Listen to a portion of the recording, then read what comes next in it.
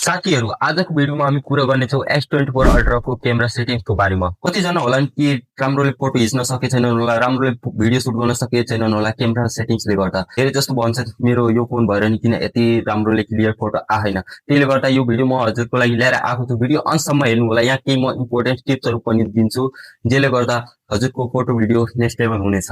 अनि यो भिडियो पनि जुन हजुर हेर्दै हुनुहुन्छ यो पनि S24 अल्ट्राबाट नै सुट हुँदैछ। भिडियो अन्तसम्म हेर्नु होला अनि मन परेमा लाइक गर्नु होला, च्यानललाई सब्स्क्राइब गर्न नबिर्सनु होला। यस्तै भिडियोको लागि हजुरको टाइम धेरै वेस्ट नगरिकन हामी लागौँ सिधै भिडियोको तर्फ। साथीहरू जस्तो कि म आइसकेको छु आफ्नो फोनको स्क्रिनमा। यहाँ धेरै अप्सन रहेका छन्, फोटो, भिडियो अनि पोर्ट्रेट अनि कतिको यहाँ साइडमा हेरेको होला। म यो बेसिक कुरा पहिला बताउँदैछु। कतिजना यहाँ साइडमा केही अप्सन्सहरू आउँदैन होला, जस्तो कि म हेर्न सक्नुहुन्छ यहाँ पोर्ट्रेट भिडियो हजुरको मोडमा गएर लाउनुपर्छ। यो कसरी लाउने सबभन्दा पहिले यो बताइदिउँ। एडिटमा जानुहुन्छ भने यहाँ हेर्न सक्नुहुन्छ केही अप्सनहरू छ। सिंगल टेक छ भने म यस्तो सिम्पल ड्र्याग गरेर यहाँ छोड्छु भने हेर्न सक्नुहुन्छ सिम्पल टेक तल आइसकेको छ। यस्तै हजुरले फेरि यता राख्न चाहनुहुन्छ भने यता राख्न सक्नुहुन्छ। हजुर यताउता जे पनि गर्न सक्नुहुन्छ। हजुर आफ्नो हिसाबले मिलाएर यसलाई राख्न सक्नुहुन्छ। अनि यसै गरी यहाँ धेरै थुप्रै अप्सनहरू रहेका छन्, हेर्न सक्नुहुन्छ सेटिङ्सहरू रहेका छन्। यो सबको बारेमा बताउन थाल्यो भने म हजुरको धेरै टाइम वेस्ट हुन्छ। मेन कुरा मेन सेटिङ्सहरू जे छन् म त्यो बताउँछु। यो हजुरहरू त आफै चेक गर्न सक्नुहुन्छ के हो के नै भनेर, हैन। अब सिम्पली लागौँ। यहाँ एउटा कुरा याद राख्नु होला, यहाँ अहिले बताउँदैछु। मानौँ जेमा पनि भयो, फोटो भिडियो जेमा पनि भयो, यहाँ हेर्न सक्नुहुन्छ यहाँ 4 डट अप्सन छ नि, यसमा क्लिक गरेपछि यहाँ हेर्न सक्नुहुन्छ म 1.0 मा राखेको छु एक्सपोजर। यो एक्सपोजर अनि यहाँदेखि हजुरले आफ्नो 430 के स्विच गर्नुहुन्छ, यो हजुरहरूलाई थाहै होला, हैन। अब सिम्पली हामी जाम सेटिङ्समा गएर हामी मेन कुरा गरौँ। यहाँ हेर्न सक्नुहुन्छ केही सेटिङ्सहरू छ। भिडियो स्टेबिलाइजेसन, हजुरको भिडियो स्टेबिलाइजेसन यानि कि हजुर रनिङमा भिडियो बनाउनुहुन्छ होइन, रनिङ गर्दा या फेरि केही गर्दा भिडियो सेक हुन्छ नि, त्यसको लागि यो भिडियो स्टेबिलाइजेसन अन राख्नुभयो भने हजुरको भिडियो बनाउँदा भिडियो सेक हुन्न। यो सधैँ हामीले इनेबल नै राख्छौँ। हाम्रो एडभान्स भिडियो अप्सनमा जाउँ। यहाँ हेर्न सक्नुहुन्छ दुईवटा अप्सन रहेको छ, हेभी हाई इफेक्ट अनि S264 मोस्ट कम्फर्टेबल।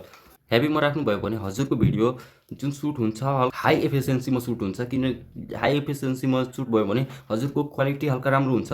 हजुरको चाहनुहुन्छ हजुरको स्टोरेज सेभ गर्नु अनि त्यो प्रोसेसिङ टाइम धेरै नलाओस् भनेर त मोस्ट कम्प्लिटेडमा राख्न सक्नुहुन्छ। मेरो रिकमेन्ड यही हो कि हेभी इन्फिकमा राख्नुहोस्। अनि यहाँ रहेको छ high brightness video, increase the brightness of video recording in video and pro video mode. High brightness mode are usually large and normal videos. यो हाई ब्राइटनेस भनेको त्यसै बुझिहाल्नुहुन्छ हजुरको भिडियोमा हाई ब्राइटनेस चाहियो कि नै, योलाई हामीलाई सिम्पली अफै राखौँ होइन। अनि यहाँ रहेको छ अर्को HDR10+ भिडियो। यसमा के छ भनेपछि हजुरको कलर जुन हुन्छ अप्टिमाइज भइहाल्छ अनि कन्ट्रास्ट हल्का आउट भइहाल्छ होइन भिडियो रिकर्ड गर्दा अनि प्रो भिडियो मोडमा।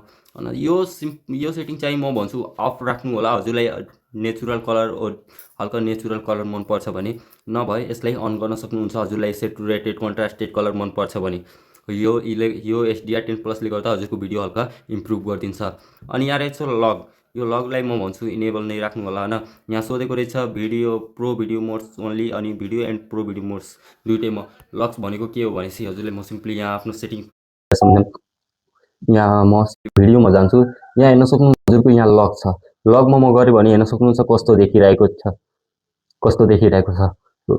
यहाँ हेर्न सक्नुहुन्छ हल्का यो क्लिक हल्का पहिला जुन चाहिँ हुन्छ नि क्लियर टाइप त्यस्तोमा हेराउँछ कि लग्स अड गरिदिन्छ। यो खासै गरी नाइटमा भिडियोहरू बनाउँदा हल्का ठिक लाग्ला यो होइन।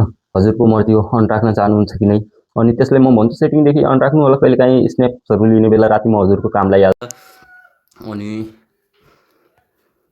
अनि हामी फेरि एडभान्स सेटिङमै जाउँ। अनि यहाँ हेर्न सक्नुहुन्छ zoom in mic, match the mic zoom to camera zoom when recording in video mode, यो अन राख्नु होला। धेरै जस्तो हजुर पनि कतिजना हुन सक्नुहुन्छ कन्टेन्ट क्रिएसनको लागि भिडियो बनाउनु राख्नुभयो होला, या फेरि अथवा केहीको लागि हजुरले के गर्नुहुन्छ भने हजुरको माइकदेखि भिडियो सुट गर्नु छ। तर के गर्नुहुन्छ भने हजुर जब सुट गर्न थाल्नुहुन्छ नि हजुरको अप्पर साइडमा हेर्न सक्नुहुन्छ एउटा माइक देख्नुहुन्छ, त्यहाँदेखि भिडियो हजुरको अडियो आफ्नो जुमको हिसाबले त्यो एडजस्ट भइहाल्छ। अनि यसै गरिरहेको छ 360 अडियो रिकर्डिङ। यो भनेको के हो भनेपछि हजुरको साउन्ड जुन छ 3D मा जस्तै हेडफोन लाग्नुभयो त्यति बेला यो मलाई खासै ठिक लाग्दैन, यो छोडौँ, यसलाई अफै राख्नु होला। अनि अडियो प्लेब्याक पनि यसको पनि अफै राख्नु होला होइन। अनि यहाँ रहेको छ अहिले मेरोमा setting camera side screen recording भएकोले गर्दा यहाँ अहिले हेरेको छैन। ट्र्याकिङ आउट अफ फोकस नै यो अहिले यहाँ एभाइलेबल नै रहेको छैन, किनकि म फ्रन्ट क्यामेरामा छु, त्यही भएरले गर्दा ट्रेकिङ आउटो फोकस जस्तो कि हजुरको यो पनि अन राख्नु होला। ब्याक क्यामेरा हुन्छ भने जस्तो कि हजुर कोही मान्छे छ यताउता यस्तो मानव सब्जेक्ट हजुर हुनुभयो, हल्का लेफ्ट राइट गर्नुभयो भिडियो बनाउँदा होइन, त्यति बेला यो के गर्छ भने अटोमेटिक हजुरलाई ट्र्याक गर्छ क्यामेराले। यो पनि अनै राख्नु होला। यो कम्पोजिसन गाइड हजुरहरूले यस्तो हो, म हेराइदिउँ एकचोटि। कम्पोजिसन गाइड हेर्न सक्नुहुन्छ, यहाँ लाइनहरू आइसकेको छ। यो हो कम्पोजिसन गाइड, ठिक छ। यसलाई म भन्छु कि जसलाई ठिक लाग्छ ग्रिड लाइन्सहरू होइन, यहाँदेखि अप्टिमाइज पनि गर्न सक्नुहुन्छ। Grid lines and level, grid lines वाली लेभल, यो जो हल्का फोटोहरू खिच्न सक्दैन फ्रेम मिलाउनुको लागि तिनीहरूको लागि ठिक हुन्छ होइन। म त यसलाई अफै राख्छु।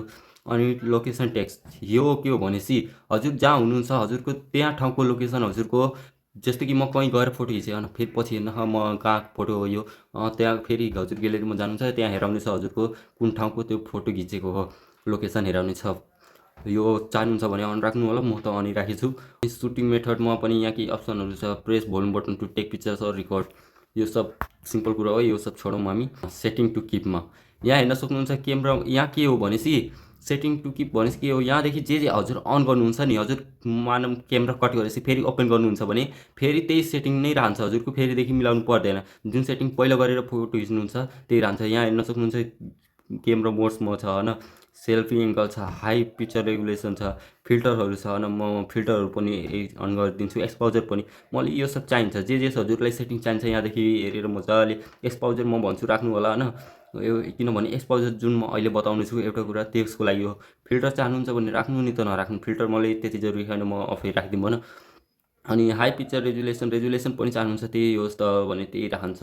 अनि यहाँ क्यामेरा मोड्समा पनि त्यही रहेको छ हजुर, जुन मतलब फोटोमा राखेर ब्याक गर्नुभएको छ भने फेरि खोल्नुहुन्छ फोटोमै आउँछ हजुरको, क्यामेरा ओपन हुन्छ। भिडियोमा राख्नुभएको छ भने ओपन गर्दै फेरि हजुरको भिडियोमै रहन्छ होइन, त्यस्तो हो।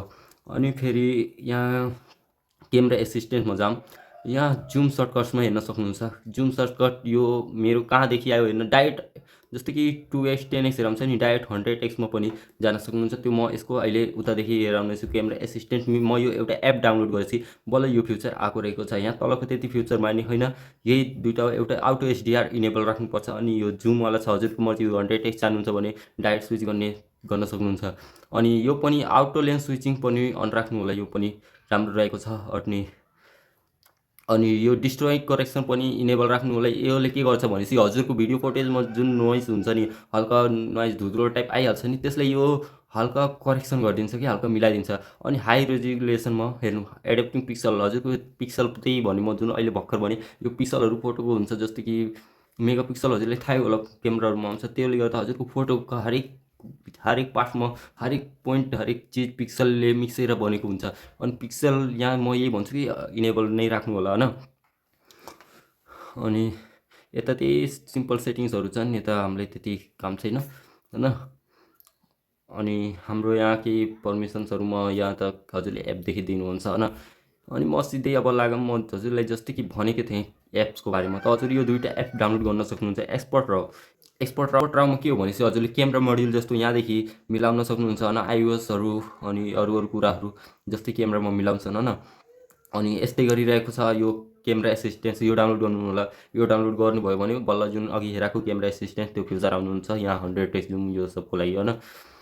अनि यहाँ पनि केही सेटिङ्सहरू छ, हजुर चाहनुहुन्छ भने इनेबल गर्न सक्नुहुन्छ। अनि म हजुरलाई भनेको थिएँ जस्तो कि म हजुरलाई केही सेटिङ्स बताउने छु जसले गर्दा हजुरको फोटो राम्रो आउँछ होइन। हेर्नुहोस्, म एउटा कुरा भनौँ, जहिले नि हजुर फोटो पोर्ट्रेटमा जेमा पनि हुन्छ, फोटो भिडियो जेमा पनि हुन्छ होइन, म पोर्ट्रेटमै गएर हेरौँ। मानव पोर्ट्रेटमा मलाई अब फोटो खिच्न छ, जेमा पनि हजुर फिल्टर युज गर्नुहोस् या नगर्नुहोस्, यो सब युज गर्नुहोस् या नगर्नुहोस्। अनि धेरै जस्तो के गर्छन्, यहाँदेखि यस्तो क्लिक गरेर यस्तो ब्राइटनेस बढाउँछन् घटाउँछन् होइन। तर हामीलाई त्यस्तो गर्ने होइन, सिम्पली के गर्ने हो भनेपछि यो 3 डटमा क्लिक गर्नुहोस्। अनि यो जुन एक्सपोजर भन्ने छ, यसलाई हजुरले आफ्नो सिन चाहिने अनुसार हेरेर यहाँदेखि बढाउनुहोस्। यहाँदेखि हेर्नुहोस् हजुरलाई फोटो क्लियरिटी कस्तो आउँछ।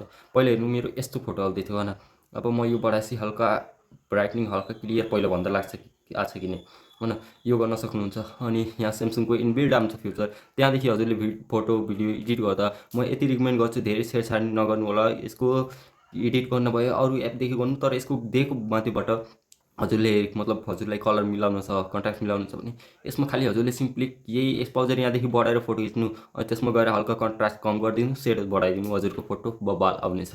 गाइज अहिलेसम्म भिडियो हेर्दै हुनुहुन्छ भने म आशा गर्छु होला हजुरले पक्कै मन पर्यो होला भिडियो। धेरै जस्तोले अहिलेसम्म स्किप गरिसक्यो होला भिडियो हैन। हजुरलाई भिडियो हेल्पफुल लाग्यो भने जस्तै म पहिला नि भन्थे लाइक गर्न नबिर्सनु होला। म नयाँ क्रिएटर हो, हजुरहरूले सपोर्ट हेराउनु भयो भने यस्तै इन्फर्मेसनल भिडियो हजुरहरूको लागि ल्याउने छु। आजको भिडियोमा यति मात्र, हामी भेटिनेछौँ नेक्स्ट भिडियोमा। तबसम्मको लागि बाई बाई।